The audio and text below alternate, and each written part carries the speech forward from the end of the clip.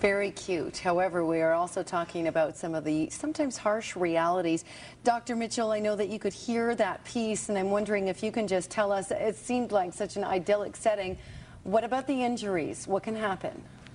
Well, I think, first of all, Jennifer, I think the three people on the program are agreeing. I noted Judy talked about padding down the hall, and I was careful to say that I really think intimacy between the mother and the baby is very important, and the crib should be next to the bed, not away from it. And I think Tamara was indicating they should be very close.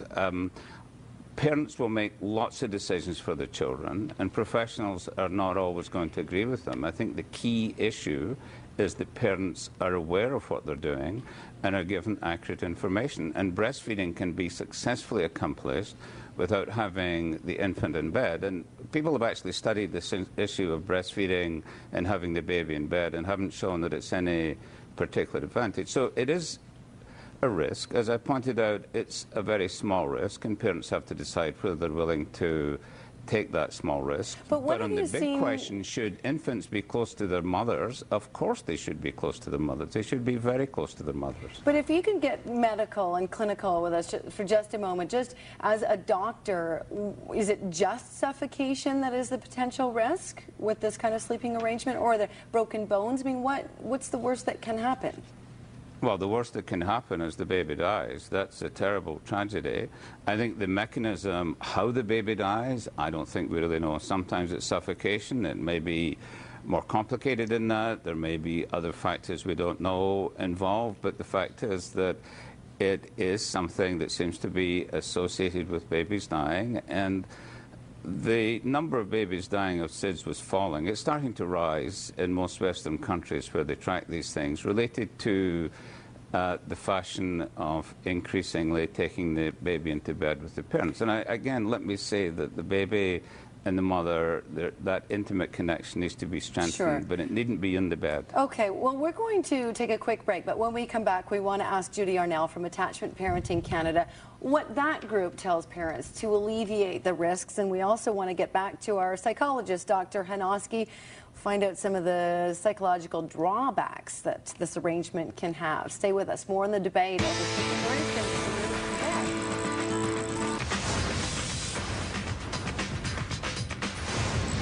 My children never slept with us when they were babies. I don't really have a problem with it, to be honest. I mean, I think as long as the parents are just aware of where the baby is.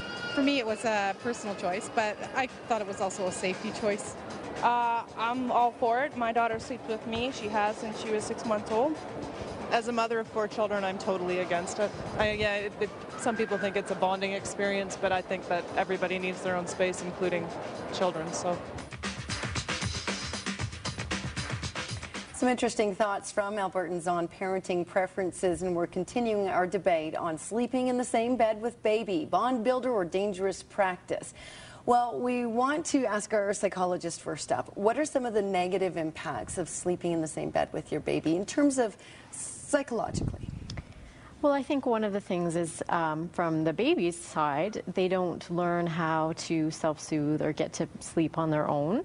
And I think a lot of parents just sort of fall into the co-sleeping out of exhaustion or out of convenience, and they just sort of don't even plan to do it.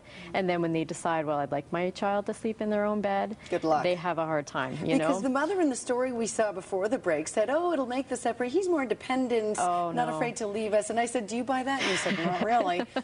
The stories that I've heard are that when they go to their own bed, the parent's then lying in their bed for a good hour until they fall asleep, so they aren't even using independent sleep And what strategies. About your marriage? Doesn't it hurt your intimacy with your spouse? Well, yes. If you have the baby in the bed with you, there's not much time for couple time at all, let alone personal time. I mean, you're tending to your baby's needs throughout the day, and then to have that time at the end is often quite nice for some parents, whether it's with your partner or not, you know, to just have your own space. So.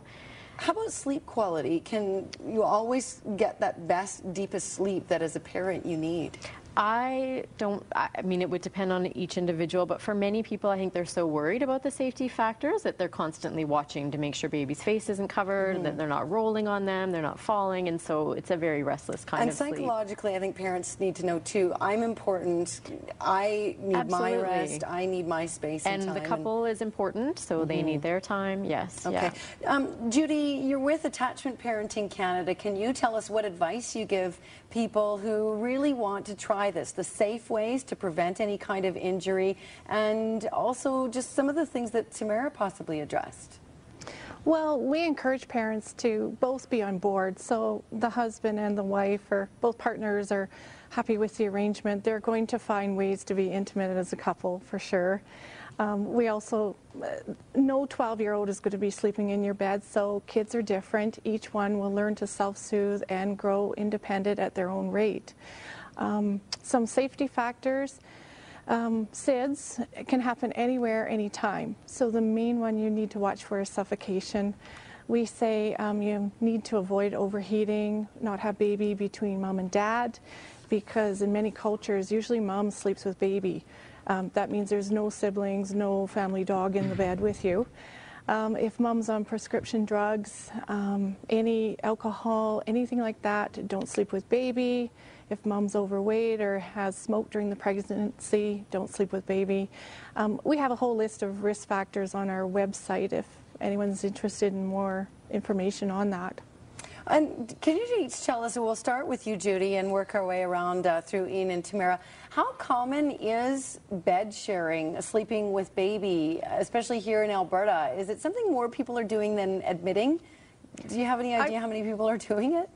I would say in teaching parenting classes, almost every parent has taken their baby into their bed at some point in time in that first year, whether it's the beginning of the night or through the night, nap time, or early morning getting them back to sleep, or if baby or mom is sick, they come into bed. And if they don't know the risk factors, they don't know how to make it a safer sleeping experience. Tamara, you had told me 30 to 40%. You're thinking through what you've seen in practice. What about when the baby isn't a baby anymore? They're 6, 12, or 17. Can it?